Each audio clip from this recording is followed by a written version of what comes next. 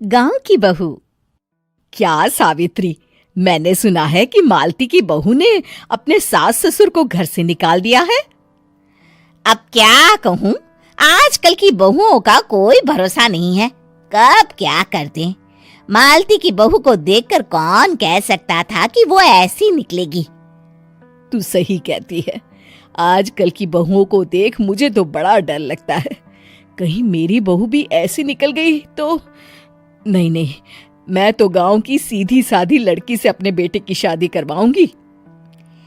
इस तरह एक दिन गायत्री अपने बेटे की शादी गांव में रहने वाली मीना नाम की लड़की से करवा देती है। ये लीजिए माँ जी, आपके लिए गर्मा गर्म नाश्ता और चाय। अरे वाह बहू, सच कह रही हूँ, जब से तू इस घर में आई है मुझे तो बड़ा आराम है। तेरे जैसी बहू तो किस्मत वालों को मिलती है। का माँ जी, अब इतनी भी तारीफ मत करिए ना। धीरे धीरे मीना गायत्री की चहेती बन जाती है और मीना भी गायत्री को कभी शिकायत का मौका नहीं देती थी। फिर एक दिन, ये ले बहू, आज मैं बाजार से तेरे लिए साड़ी लाई हूँ। साड़ी देखते ही मीना का मुंह लटक जाता है। का माँ जी, ये भी कोई साड़ी है? ना, मुझे तो बिल्कुल पसंद नहीं आई। अरे लाना ही था तो कोई अच्छी महंगी वाली साड़ी ले आती मेरे लिए। आप तो ये सस्ती साड़ी उठा लाई। मुझे नहीं ना चाहिए आपकी ये साड़ी, आप ही पहनिए इसे। अरे ये क्या बहू, तू तो आजकल कुछ ज्यादा ही नखरे दिखा रही है। मैं इतने प्यार से तेरे लिए साड़ी लेकर आई हूँ और तू है कि उल्टा मुझे ही दो बातें सुना रही है। अरे माँ जी, आप अपने लिए तो बड़ी डिजाइनदार और महंगी महंगी साड़ियाँ खरीदती हैं और मेरे लिए ये सस्ती साड़ी ले आई। आप समझती हैं कि मैं गांव से आई हूँ इसलिए मुझे कुछ नहीं पता। हाँ, अरे कुछ नहीं, तुझे शहर की हवा लग गई है बहू। इस तरह दोनों सास बहू में रोज किसी न किसी बात पर लड़ाइयां शुरू हो जाती थीं। एक दिन गायत्री अपनी कुछ सहेलियों को अपने घर चाय पर बुलाती है। अरे बहू, मेरी सहेलियों के लिए बढ़िया चाय नाश्ता तो बना दे। अरे माँ जी, अभी ना मेरे पास बिल्कुल भी समय नहीं है, मुझे ब्यूटी पार्लर जाना है। चाय नाश्ता आप ही बना लीजिए। हाँ, तू कब से ब्यूटी पार्लर जाने लगी है? शहर आए 2 दिन नहीं हुए और देखो महारानी के नखरे शुरू हो गए। बस भी करिए माँ जी, आपसे बहस करने के लिए मेरे पास ना बिल्कुल टाइम नहीं है।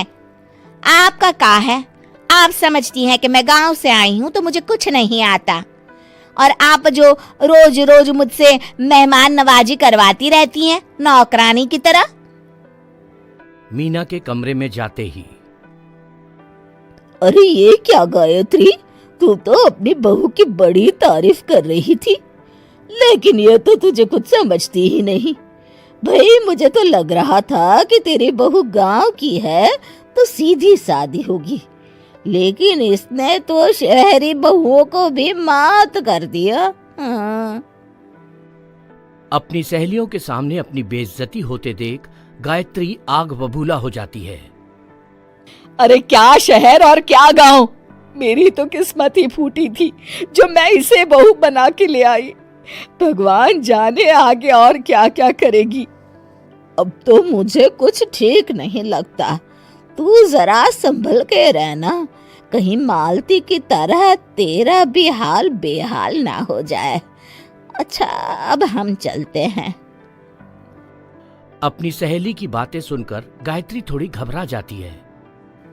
अरे ये सुशीला क्या बोलकर चली गई, कहीं इसकी बात सच ना निकल जाए। दूसरी तरफ मीना सारी बातें सुन लेती है। अगले दिन से गायत्री अपनी बहू से कोई काम करवाने से पहले 10 बार सोचती थी। ज्यादातर काम वो खुद ही कर लेती थी। अचानक अपनी सास में आए इस बदलाव को देख मीना, लाइए ना माँ जी, मैं कर देती हूँ ना काम। एक बात पूछूं माँ जी, आजकल ना आप बड़ी चुप चुप सी रहती हैं और अब मुझसे झगड़ना तो दूर, मुझसे खुल के बात तक नहीं करती आप।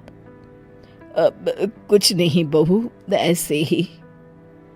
मीना अपनी सास की मंशा भांप जाती है और मुस्कुराते हुए कहती है, अरे माँ जी, चिंता मत करिए, मैं आपको घर से नहीं ना निकालने वाली।